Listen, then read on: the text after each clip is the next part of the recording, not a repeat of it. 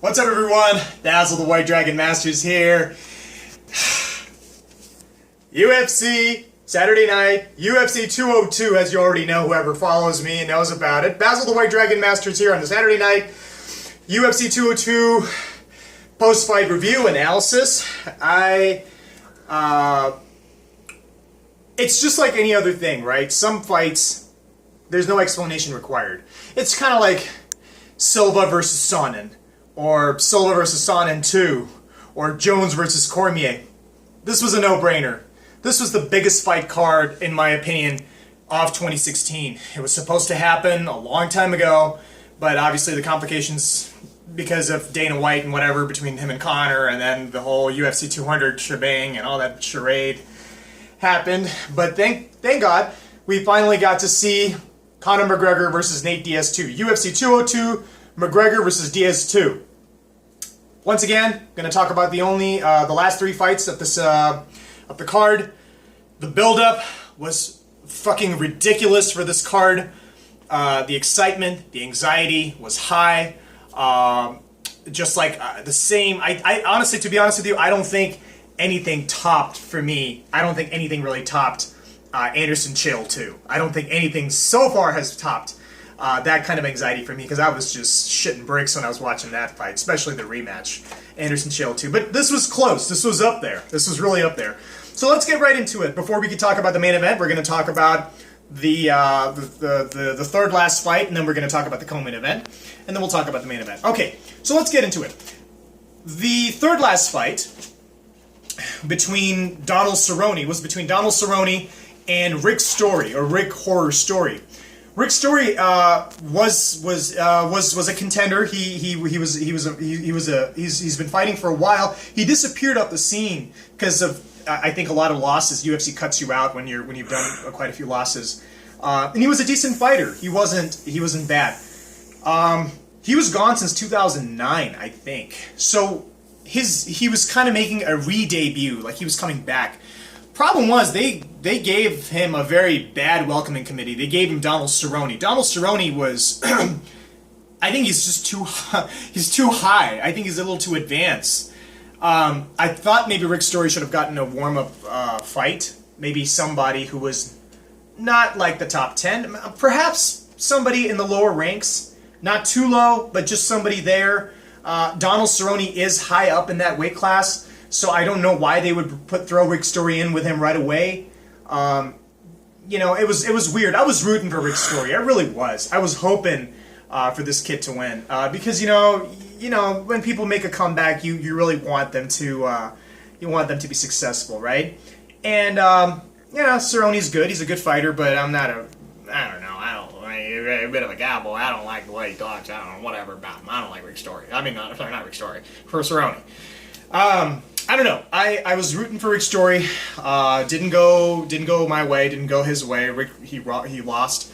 Cerrone, beat him up. Obviously, he was a much better striker. I wish Rick Story used a little bit more of his foundation, which is wrestling. He may have had a better chance to do the ground control along with like the ground and pound, or just a natural strength that a wrestler has is the control. But Rick lost to a superior striker. It had to happen. So it was a TKO, kind of expected, but anyway. So that was the third last fight. So congratulations to Cerrone, Donald Cerrone. Hopefully Rick Story comes back. All right, let's go into. This is the one. You never call out. I don't know what word I should use. The Reaper? You never call out the Reaper. Or you never call out the guy who's going to dig your grave. You don't call them. Glover Teixeira versus Anthony Rumble Johnson. I have no idea. Why would someone like Glover Teixeira, who's I'm sorry to say this, who's mediocre at best, probably the most mediocre fighter in the light heavyweight division, which the division that that's the division that I have. I bounce between 205 and 185. But why would you ever call out someone like Anthony Johnson? Not unless you're at the very, very. I mean, when you look at Glover Teixeira and you look at Anthony Johnson and you just look at the ferocity of Anthony Johnson, the power, the strength, the technique, the striking. I mean, this guy puts you to sleep if he even touches you, whether it's a punch or a kick. He's knocked people out, I mean, left, right. Glover Teixeira is a one-dimensional, in my opinion, again, White Dragon's opinion, is a one-dimensional fighter. He's strictly a boxer, and he has a puncher's chance.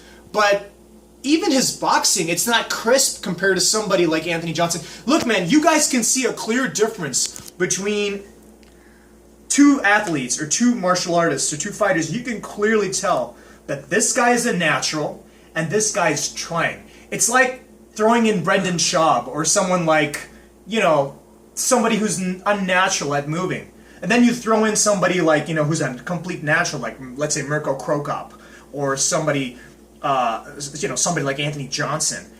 You know, these are natural fighters. Or somebody like Lyoto Machida, who's natural. You know, you could see the crispness in their punches. The crispness in their punches. You know, all the power and just the way they look. And then you see guys that are just, they're half power, but they're, you know, they're like that. That's Glover Teixeira. Not saying he doesn't have power, but he dug his own grave when he called out Anthony Johnson. I didn't know why would he be so stupid to call him out, trying to be Mr. Macho. I don't think Glover Teixeira, to me, was a gazelle going in to get slaughtered by one of the wolves. That's exactly what it looked like. They brought a gazelle with a rope, okay, the Fertittas or Dana White, and they threw him in the cage of the wolf. This fight lasted probably, I don't know, 10 seconds? I could be wrong. You know, you guys please comment. Please comment and tell me what you think, because was this the fastest knockout in lightweight in UFC lightweight history? Because this looked faster to me compared to the McGregor Aldo knockout. I think McGregor knocked Aldo out in 13 seconds. Did Johnson knock this guy out in less than 13 seconds? I don't know. It looked pretty damn quick. I mean, Glover came in, he did his little 1-2, and he was moving really weird. It was, again, like I said, unnatural movement. And he just comes in, and the stupidest thing you do, guys, as a martial artist, as a fighter, as a martial arts coach, I can tell you this, especially as an MMA coach, you never do this. This is not a good way to defend. This may work in boxing. Even in boxing it's bad, because it may work in boxing because of the huge gloves that you're wearing, so you're able to close it and you're able to absorb the shots. MMA gloves are not like that. They're close to wearing almost, I mean, they're padded, but they're practically almost nothing, almost. And you can't, this is not a good way to defend. I don't know who brought this up, but this is a bad defense for MMA. And Muay Thai, and Karate, and Kickboxing. For any striking art, this is not the way you do it. That's why in Karate, they like to move in and out a lot like Wonder Boy does, or like Machida does. They don't even do any of this stuff. In kickboxing too, they don't do this. They do this stuff. But nobody does this, because when you do this, you're gonna, especially with an MMA glove and a fighter who's as big and strong as Anthony Johnson, you're looking for a boom, bah, right up here, and that's what happened. 10 seconds, boom. He came, he did 1-2. Glover like, oh, you know, he panicked, he went down, and then Anthony just went boom. That was the end of the fight. It was so quick. And I kind of expected it. I just didn't expect it to go in like 10 seconds. I was thinking perhaps it would last a minute, maybe. Hats off to Anthony Johnson, man. He's a fucking beast. I have nothing but respect for him. I think I mentioned in my other post-fight analysis, I had the honor and privilege to meet him several years ago at Las Vegas at the UFC Fight Night, which was between Rashad Evans and Thiago Silva, who's probably not in the UFC anymore. But I happened to be in Vegas, and I was there, and after the event, I met Anthony Johnson. Big guy. I mean, he's taller than me, and he's big, but you know, he's a humble, really, really cool guy. I have nothing but respect for Johnson, but you know, well deserved. He whooped his ass. Hey man, he's gonna fight Daniel Cormier, and you know what? This time, you guys comment, you tell me what you think. I think he's gonna whoop Daniel Cormier. I think he's gonna whoop DC's ass. I think he's gonna knock him out. I have a feeling. He almost did last time, but I have a feeling this time he's gonna really finish him. And you know, so let's move on. I'm not even gonna talk about that piece of shit, John Jones. He doesn't even deserve to be here. So don't even ask me why am I not talking about John Jones. Let's talk about somebody let's not talk about a cheater, let's not talk about a criminal, and he's probably, you know, I'm not cheating, all that other bullshit, and all these, when people cheat, they need to find a justification, such as people like John Jones, people like Brock Lesnar. For God's sake, fucking asthma, are you serious? What do you think, we're born yesterday, we're stupid? John Jones, are you serious? Tainted supplements, guys, there's only one tainted supplement that you take, that you fail a fucking drug test to. You know what it's called? Needles and syringes. It's called steroids. Alright, that's what they're called. And that's why you get caught. And estrogen blockers are only taken when you come off a steroid, so that you can bring your testosterone levels up so you don't get bitch tits. Okay? All that suppression of testosterone, you want to bring it back up. That's why you take estrogen blockers. So John Jones was doing steroids, and obviously you could tell from his daily. I'm not even going to waste a second on that dirtbag, like Chael Sonnen likes to call him. He doesn't even deserve to be in the UFC, let alone in society. I mean, anyways, guys, let's talk about. Great, I love Anthony Johnson. Can't wait to see him fight DC. Moving on to the main event. Finally, the main event. Main event. Oh, wow. Much anticipated, waited for Conor McGregor versus Nate Diaz 2. I just had a gut feeling that Conor was going to fuck him up. And he did, to a good degree. Let's talk about this. This fight was practically identically similar to the very first fight. And you know, this guy, Dominic Cruz, the analysis, who's also a fighter, said it perfectly well. He said it very well. I don't think Conor has the style. That's what Dominic Cruz said, that Conor had the style to go for 5 rounds because he's a hard hitter. Kind of like Anthony Johnson. You know, one of those guys who one shot, one kill. George Foreman, Anthony Johnson, Mike Tyson, those type of guys. Crow Cop, one shot, one kill. Machida. But surprisingly, the first round, all McGregor. He was whooping his ass. Now let's put this into perspective. Obviously, he learned from the first fight that instead of going all out in the first few seconds like he does usually and finish his opponents, and he obviously fatigued himself like crazy like he did in this fight, but in the first fight he learned that what he needs to do with a boxer, and this is what you always do with a boxer when you're fighting a boxer. This is a #1 thumb rule as a striker, as a stand-up fighter, as a kickboxer, as a karate fighter, as a Muay Thai fighter.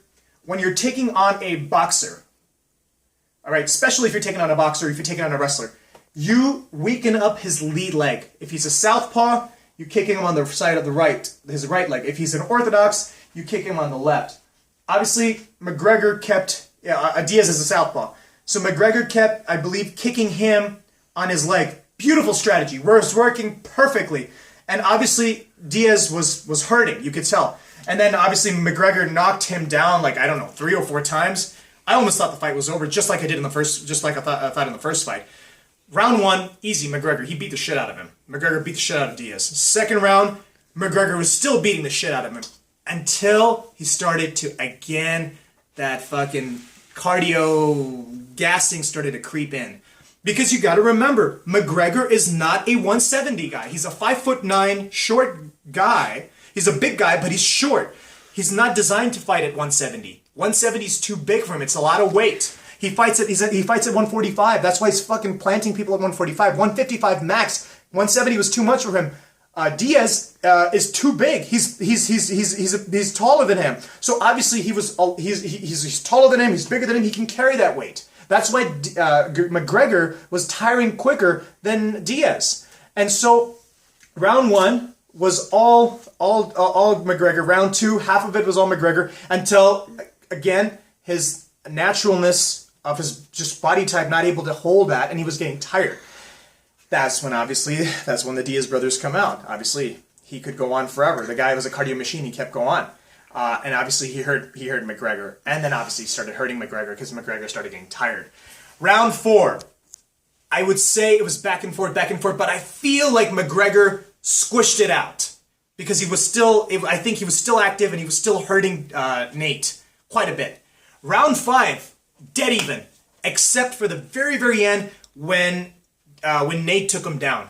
But it wasn't enough. I honestly feel that McGregor clearly won this fight. In fact, you know, when you look at the UFC fan voting, 65% of us thought that McGregor clearly won, and Diaz was 35%. I mean, after the fight was over, it was a decision, and McGregor won. But the fact is that, you know, Diaz wanted to say, oh, you know, I won the fight. Okay, they always do that. Nick Diaz does it too. But clearly we all know that McGregor won this fight. Now, I can't wait for the trilogy. It's a very smart thing what McGregor did at the very end of his post-fight interview when he said, meet me at 155. At 155, guys, I'm telling you at 155, this guy is not going to gas. At 155, McGregor will put him away quick. This is my, just a fighter's intuition, a coach's intuition. I feel that he's going to be a lot less in weight. He's not going to be fighting at 170. He's going to be fighting at 155. So he's going to have a lot more stamina, a lot more endurance. And I think he could put him over quicker.